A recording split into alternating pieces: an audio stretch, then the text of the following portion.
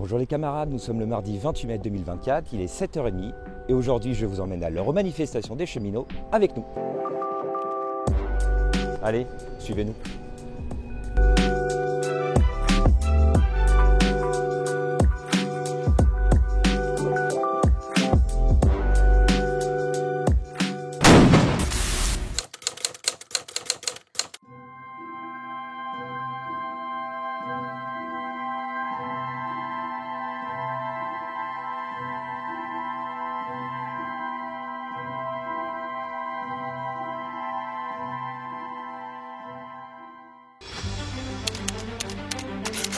The British rail network is the most heavily subsidised, perversely the most expensive.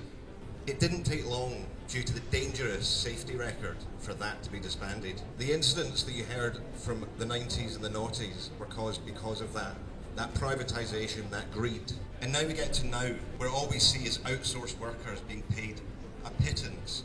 During COVID, we've seen rail workers across Britain lose 20% of their income, all whilst these rail operating companies are being subsidised by our corrupt government, all whilst they are now offering our members, our workers, 4% for all of their terms and conditions, for a tax on their pensions. And the important thing to note from all of that is that's a roadmap.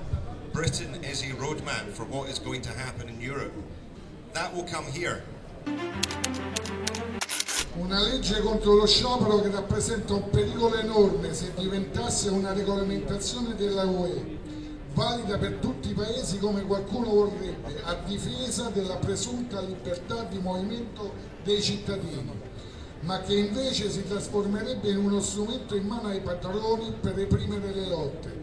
Questo è quanto è accaduto in Italia, con conseguenze drammatiche, dato che in 30 anni noi siamo l'unico paese dell'OCSE che ha visto ridursi lo stipendio dei lavoratori.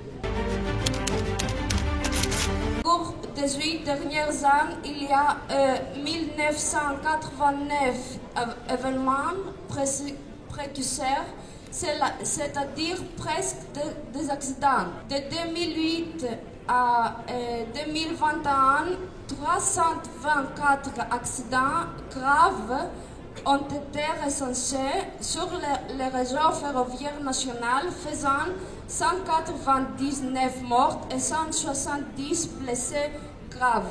Les très mauvaises situations qui existent dans le secteur ferroviaire étaient connues des responsables en Grèce ainsi que dans l'Union européenne, dans la Commission européenne.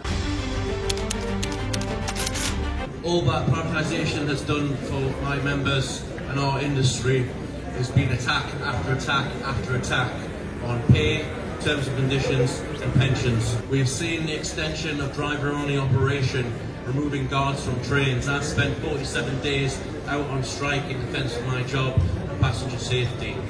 And recently they attempted to close every single ticket office in England, they reduced station staffing as well. And recently they've also reduced the maintenance, which has led to an increase in rail accidents. So I say, if you want to keep your terms and conditions, if you want to have a job that is well paid with all the social benefits, you must fight nationalisation by all means.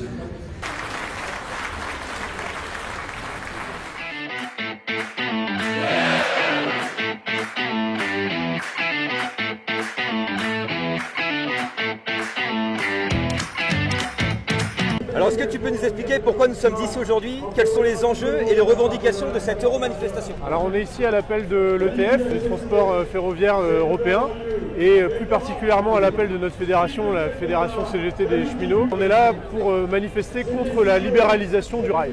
Alors aujourd'hui on est ici pour déjà demander une augmentation des salaires. La première chose, je dirais, au vu des profits de l'entreprise, je pense qu'on a le droit de récupérer notre dû. Et ensuite on est ici contre la privatisation de la SNCF et contre l'ouverture à la concurrence surtout. C'est une journée dite Euro-manifestation sur la question de la privatisation en Europe du rail, du chemin de fer. Avec nos liens internationaux qu'on travaille avec la Fédération syndicale mondiale, le syndicat y a vu l'occasion d'organiser une rencontre avec des camarades venus partout en Europe pour nous expliquer ce qui se passe chez eux et comment on peut construire des luttes en commun et tous gagner les mêmes droits. On est aujourd'hui en manifestation nationale des cheminots à Paris pour lutter contre la privatisation. On n'est pas sur l'idée d'accompagner la privatisation, d'avoir le meilleur sac à dos social, etc., etc. On est pour défendre l'unicité de la SNCF, d'une SNCF nationalisée, jouissant d'un monopole public. On est là pour ça, on prend le pavé parisien et on ne lâchera pas. C'est une démonstration de force aujourd'hui et on ira jusqu'au bout pour lutter contre la privatisation. Les enjeux, c'est pour lutter contre la doctrine capitaliste, signe de dumping social, de dégradation des conditions de travail et de la productivité à outrance. Aujourd'hui, on a une manifestation à l'appel des 4 fédérations syndicales, dont évidemment la CGT, pour protester, se battre et mettre en échec tous les projets de destruction qu'est en train de mettre en œuvre la direction et les gouvernements qui se succèdent, en détruisant par exemple le fret, en cédant les trafics les plus rentables aux entreprises privées, au détriment évidemment de nos conditions de travail, mais aussi de la desserte du territoire, et tout un projet qui vise à déstructurer, filialiser l'ensemble du réseau de manière à nous transférer dans des structures où on va nous priver de nos droits sociaux et évidemment réduire toutes les dessertes qui sont jugées pas assez rentables. Et c'est pour défendre nos droits et aussi une certaine vision du service rendu aux voyageurs qu'on est ici pour faire bloc tous ensemble de tout le territoire pour mettre ensemble en échec ces projets-là.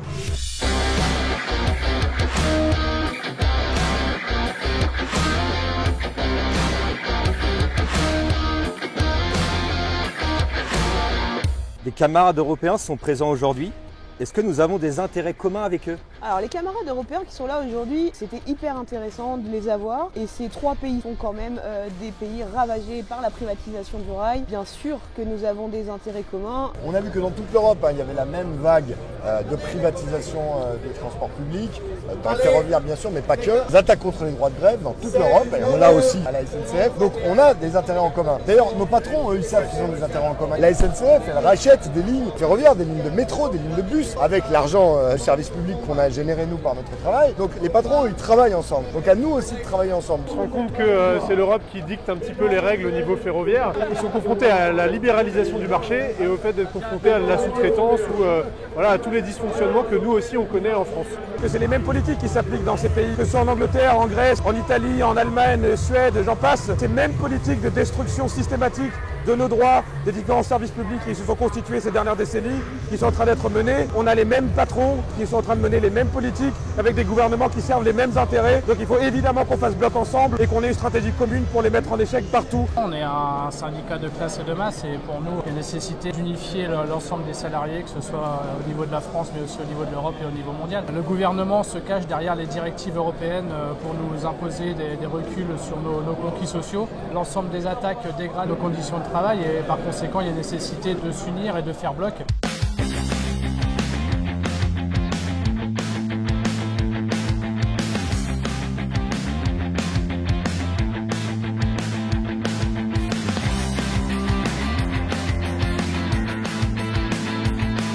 Oui, je pense qu'on peut s'inquiéter pour l'avenir, oui, bien sûr. C'est à nous aussi de se battre et de faire des choses pour améliorer les conditions de travail. Je rappelle, pour la petite anecdote, qu'à l'époque, le statut a été créé notamment par rapport à nos conditions de travail, et ce qui nous permettait d'être moins rémunérés, mais de partir plus tôt en retraite. Donc oui, aujourd'hui on est menacé, et oui, on doit se battre, et il ne faut pas lâcher, et ça concerne l'ensemble des cheminots. Être inquiet si jamais les projets que nos adversaires essaient de mettre en œuvre venaient à passer, mais ils n'ont pas à être inquiets dans la mesure où ceux qui peuvent les arrêter, c'est les cheminotes et les cheminots eux-mêmes qui se mobilisent. Parce que pour une simple raison, on a beau nous transférer, on peut changer nos uniformes, on peut changer les logos, on peut essayer de nous diviser dans plein d'entreprises différentes, mais au final, on est les seuls à faire le travail. Et si on décide tous ensemble de cesser le travail et de faire en sorte que rien ne roule, que rien ne fonctionne, que rien ne soit maintenu, ils ne peuvent rien sans nous, que si on en prend conscience, on est plus fort qu'eux. Mais ce qui nous manque, c'est cette conscience. Et c'est sur ça qu'il faut qu'on travaille. On doit être inquiet pour leur avenir, parce que ça va vite. Justement, quand on écoute les témoignages, les accidents, les morts, les suppressions de postes, les baisses de salaire générales en Europe,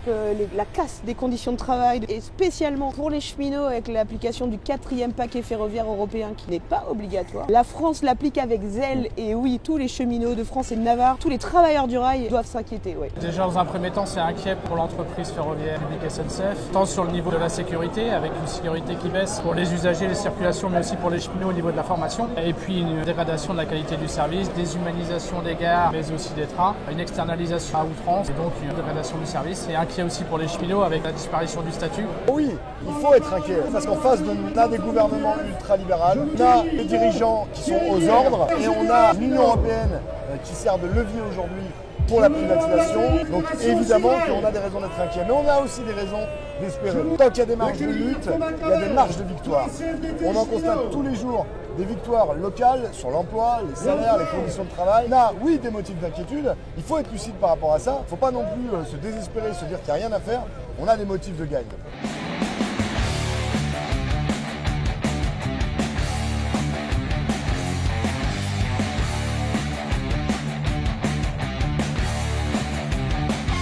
C'est les cheminots, hier c'était les professeurs, avant c'était la santé. Il y a quelques mois on était aux 20h en train d'applaudir à nos fenêtres et aujourd'hui on est en train de remettre en cause l'ensemble des services publics. Cette stratégie elle émane des médias, les médias qui sont à la main des plus riches en France et le but c'est d'opposer l'ensemble des salariés. C'est pas un problème du tout. On essaye de nous vendre souvent, c'est dans les périodes électorales qu'il faut bâcher le cheminot, comme aussi les fonctionnaires peuvent être bâchés de leur côté. En tout cas non, le cheminot il est là pour le service public et pour rendre un service public de qualité. Depuis le 19e siècle, toute profession organisée en lutte est un problème pour une toute petite partie de la société française, le grand patronat et ses médias aux ordres. Il faut en avoir en fait un grand motif de fierté. Et ça veut dire qu'on fait mal, on leur fait mal, on fait mal à leur profit. Et puis parfois ça prend effectivement dans la population, on l'a vu, mais finalement des fois pas tant que ça.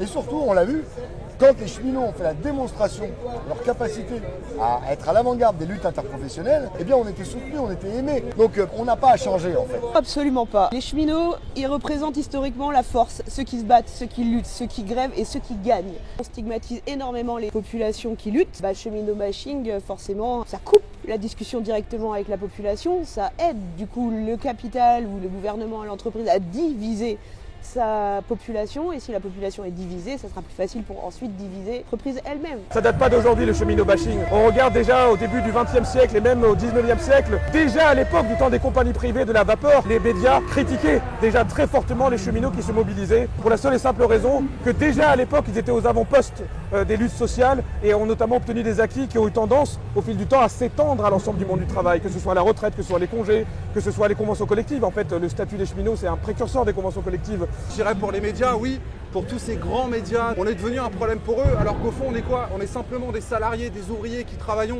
qui faisons voyager les gens. Heureusement qu'on est là pour le service public, et il reste que nous, en fait. Il n'y a pas d'autres gens pour le service public, et nous, on défend un service public pour tout le monde. Les cheminots sont devenus un problème pour une partie de la société. On va pas se mentir, les riches, les gens qui n'ont pas de problème pour voyager ou autre, mais au final, nous, ce qu'on demande, c'est un simple service public pour tout le monde, en fait. Personne ne devrait avoir honte de se battre, personne.